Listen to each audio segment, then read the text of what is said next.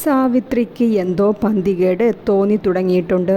അവൾ ഇടയ്ക്കിടയ്ക്ക് ചന്ദ്രനെ നോക്കിക്കൊണ്ടിരിക്കുന്നുണ്ട്. എന്നാൽ ചന്ദ്രൻ ആരെയും നോക്കുക പോലും ചെയ്യാതെ ബെഡിലേക്കിരുന്നു. നിങ്ങൾ ഉറങ്ങിയില്ലേ? നീയും നിന്റെ മോനും കൂടി എൻ്റെ സമാധാനം കളഞ്ഞില്ലേ? ഈ വയസ്സാം കാലത്ത് ഇങ്ങനെ അന്യരുടെ വീട്ടിൽ കഴിയാനാണാവോ എൻ വിധി ഈശ്വരാ. അയാൾ കണ്ണടച്ചുകൊണ്ട് പറയുകയാണ്. അർജുൻ നമ്മുടെ നല്ലതിനു വേണ്ടിയല്ലേ ചെയ്യുന്നത്.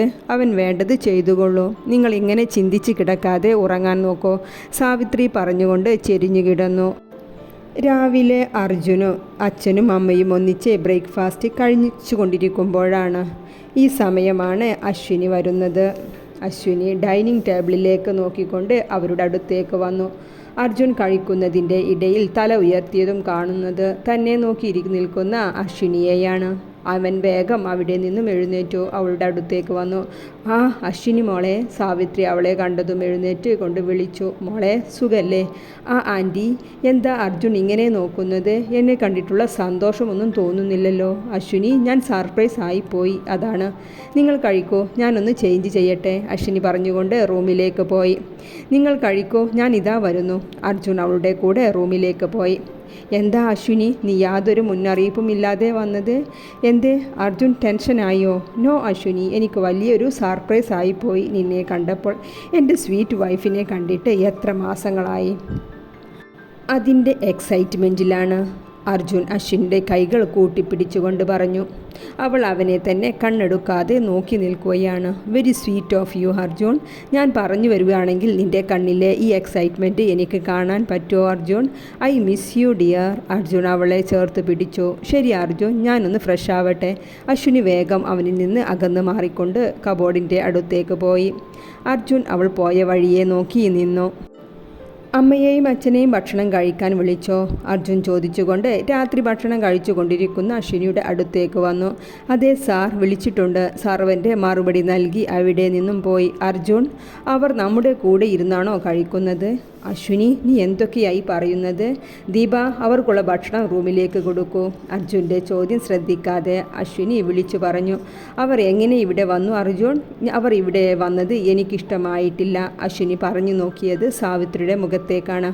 അർജുൻ ഞെട്ടി തിരിഞ്ഞു നോക്കി. ആ അമ്മ, അവനറിയാതെ വിളിച്ചുപോയി.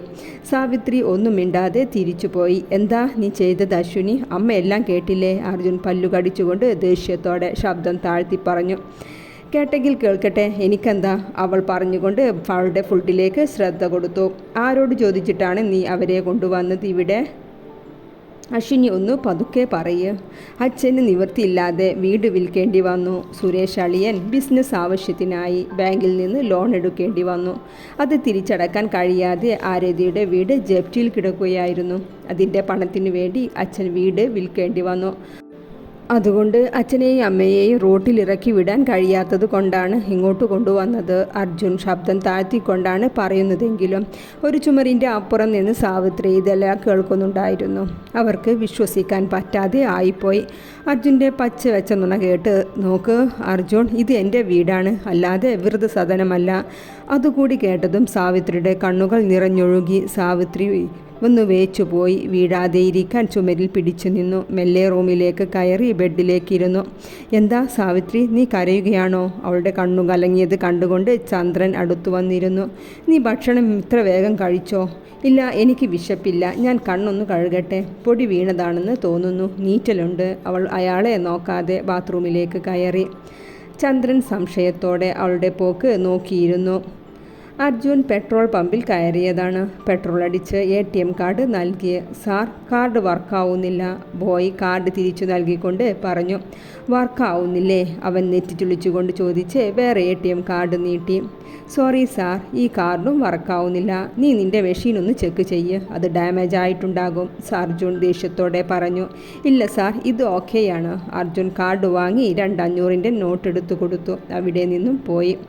അർജുൻ, എന്താ ശ്യാം, നീ ഇന്നലെ അയച്ച ചെക്ക് തിരിച്ചയച്ചു. തിരിച്ചയക്കേ? അതെ അർജുൻ. അതെങ്ങനെ ശ്യാം? ഞാൻ സൈൻ ചെയ്തതാണല്ലോ. നീ വെയിറ്റ് ചെയ്യേ, ഞാൻ ഓഫീസിൽ ചെന്നിട്ട് നോക്കട്ടെ. അർജുൻ ഡ്രൈവിങ്ങിനിടയിൽ ഫോണിലൂടെ സംസാരിക്കുകയാണ്. ഫൈസൽ, ബാങ്ക് ട്രാൻസ്ഫറിൽ വല്ല പ്രശ്നവുമുണ്ടോ? അർജുൻ ഫൈസലിൻ്റെ ക്യാബിനിലേക്ക് കയറിക്കൊണ്ട് ചോദിച്ചു. ഇല്ല സാർ, ബാങ്കിന് കുഴപ്പമൊന്നുമില്ല. അശ്വിനി മാഡം ട്രാൻസാക്ഷൻ സ്റ്റോപ്പ് ചെയ്തതാണ്. എന്താ പറയുന്നത് ഫൈസൽ? അത് സാർ, മാഡം എല്ലാം ചെക്ക് ചെയ്യുകയാണ്. അത് കഴിഞ്ഞിട്ടേ പറയാൻ പറ്റൂ. ഓ ഓക്കെ. അർജുൻ അല്പനേരം ആലോചിച്ച് നിന്നുകൊണ്ട് അവിടെ നിന്നും ഇറങ്ങി. ഫൈസൽ ഒരു പുച്ഛച്ചിരിയോടെ നോക്കിയിരുന്നു. അക്കൗണ്ടിൽ ഇതുവരെയുള്ള ട്രാൻസാക്ഷൻ എല്ലാം എന്നെ കാണിക്കൂ. അശ്വിനി ഓഫീസിൽ സ്റ്റാഫുമായി ചർച്ചയിലാണ്. ഈ സമയം അർജുൻ അവളുടെ ക്യാബിനിലേക്ക് കയറി വന്നത്. എന്നാൽ ശരി, നിങ്ങൾ പോകൂ. അർജുനെ കണ്ടതും അശ്വിനി സംസാരം നിർത്തി അവരെ പറഞ്ഞയച്ചു. എന്താ അശ്വിനി ഇതൊക്കെ? നീ ഇന്നലെ വന്നതല്ലേ ഉള്ളൂ, അപ്പോഴേക്കും എല്ലാ അക്കൗണ്ടും ക്ലോസ് ചെയ്യുകയോ? എൻ്റെ അക്കൗണ്ട് കൂടി ഫ്രീസ് ചെയ്തോ? അർജുൻ ദേഷ്യത്തോടെ ശബ്ദമുയർത്തി ചോദിച്ചു. ഏയ്, വോളിയം കുറച്ച്. ഇത് എൻ്റെ ഓഫീസാണ്. ഡിസിഷൻ എടുക്കുന്നത് ഞാനും. അത് ചോദ്യം ചെയ്യാൻ നീ ആരാണ്? നീ എന്നെ ഇൻസൾട്ട് ചെയ്യുകയാണ് അശ്വിനി. എൻ്റെ അക്കൗണ്ടിലെ പണം എൻ്റേതാണ്. അത് നീ എന്തിനെ ക്ലോസ് ചെയ്യണം? നീ എന്തിനാ ഇങ്ങനെ ദേഷ്യപ്പെടുന്നത്? അർജുൻ, കൂൾ അർജുൻ, എനിക്ക് മനസ്സിലാകും നിനക്ക് ഈ കമ്പനിയോടുള്ള ഇമ്പോർട്ടൻ്റ്. അതുകൊണ്ട് തന്നെ നീ എൻ്റെ കൂടെ വേണം. ഈ കമ്പനിയുടെ ഫ്യൂച്ചറിന് നീ എൻ്റെ കൂടെ വേണം ഡിയർ. അശ്വിനി അവനോടുള്ള പക ഉള്ളിലൊളിപ്പിച്ച് മുഖത്ത് ചിരി അണിഞ്ഞുകൊണ്ട് അവൻ്റെ കൈകൾ പിടിച്ചുകൊണ്ട് പറഞ്ഞു. അർജുൻ ഒന്ന് കൂളായി. നിൻ്റെ സപ്പോർട്ട് വേണം അർജുൻ. നീ എന്നും എൻ്റെ കൂടെ വേണം. I love dear. കോഫി വേണോ അർജുൻ? അവൻ ചെയറിലേക്ക് ചാരിയിരുന്നു കൊണ്ട് പറഞ്ഞു. അശ്വിനി ടേബിളിലുള്ള ഫോൺ എടുത്ത് പ്രസ് ചെയ്തു. 2 കോഫി ഓർഡർ ചെയ്തു. അർജുൻ ഓഫീസിൽ നിന്ന് വന്നതും സാവിത്രി അവൻ്റെ അടുത്തേക്ക് വന്നു. നീ ഞങ്ങളെ ചതിക്കുകയായിരുന്നു അല്ലേ? അമ്മ, ആവശ്യമില്ലാത്തത് പറയാതെ. ഞാൻ ആരെയും ചതിച്ചിട്ടില്ല. എനിക്ക് കുറച്ച് പണത്തിൻ്റെ ആവശ്യമുണ്ടായിരുന്നു. കാരണം പറഞ്ഞ് ചോദിച്ചാൽ നിങ്ങൾ തരില്ല. അതുകൊണ്ട് എനിക്ക് ചെറിയ കള്ളം പറയേണ്ടി വന്നു. നിൻ്റെ അച്ഛൻ എത്ര പ്രാവശ്യം എന്നെ തടഞ്ഞതാണ്. എൻ്റെ 3 മക്കളിൽ നിന്നെയല്ലേ ഞാൻ കൂടുതൽ സ്നേഹിച്ചത്. നീ തന്നെ ഇന്ന് ഞങ്ങളെ ഈ അവസ്ഥയിലാക്കിയല്ലോ ഈശ്വര. ദേ അമ്മ, ഞാൻ ഓൾറെഡി ടെൻഷനിലാണ്. ഇനി അമ്മ കൂടി തുടങ്ങാതെ. എൻ്റെ വലിയ എമൗണ്ട് പുറത്ത് കുടുങ്ങി കിടക്കുന്നുണ്ട്. അത് കിട്ടിയാൽ നിങ്ങൾക്ക് ഞാൻ 1 കോടിയല്ല 5 കോടിയുടെ വീട് വേണമെങ്കിലും ഉണ്ടാക്കി തരും. പ്ലീസ് അല്പമൊന്ന് ക്ഷമിക്ക്. അവൻ പറഞ്ഞുകൊണ്ട് റൂമിലേക്ക് പോയി. സാവിത്രി കൈ തലയിൽ താങ്ങി കസാരയിലേക്ക് ഇരുന്നു പോയി. എന്തേ സാവിത്രി, നീ ഭക്ഷണം കഴിക്കാൻ പോയില്ലേ? ഇല്ല, നമുക്കൊന്നിച്ച് കഴിക്കാം. സാവിത്രി ചന്ദ്രൻ്റെ മുഖത്തേക്ക് നോക്കാതെ മറുപടി കൊടുത്തു. ഈ സമയമാണ് ചന്ദ്രൻ്റെ ഫോൺ റിങ് ചെയ്യുന്നത്. ആരതിയാണ്. ചന്ദ്രൻ പറഞ്ഞുകൊണ്ട് ഫോൺ എടുത്തു. ഹലോ അച്ഛാ, നിങ്ങൾ എവിടെയാണ്? അമ്മയെയും വിളിച്ചിട്ട് കിട്ടിയില്ല. വീട്ടിൽ പോയപ്പോൾ അടഞ്ഞു കിടക്കുന്നു. മോളെ, അമ്മ നിന്നോടൊന്നും പറഞ്ഞില്ലേ? എന്ത് അച്ഛാ, എന്താ കാര്യം? അർജുൻ നിനക്ക് പണം കൊണ്ടു തന്നില്ലേ? എന്ത് പണം അച്ഛാ? എനിക്കൊന്നും മനസ്സിലാകുന്നില്ല. തെളിച്ചു പറയൂ. നമ്മുടെ വീട് വിറ്റു മോളെ. എൻ്റെ ഇത്രയും കാലത്തെ വിയർപ്പ് കൊണ്ടുണ്ടാക്കിയ നമ്മുടെ വീട് നിൻ്റെ അമ്മയും ഏട്ടനും പറഞ്ഞ് എന്നെ സമ്മതിപ്പിച്ച് വിറ്റു. നിനക്കും ആര്യക്കും ആകാശപ്പെട്ട പണം അർജുൻ തന്നില്ലേ മോളെ?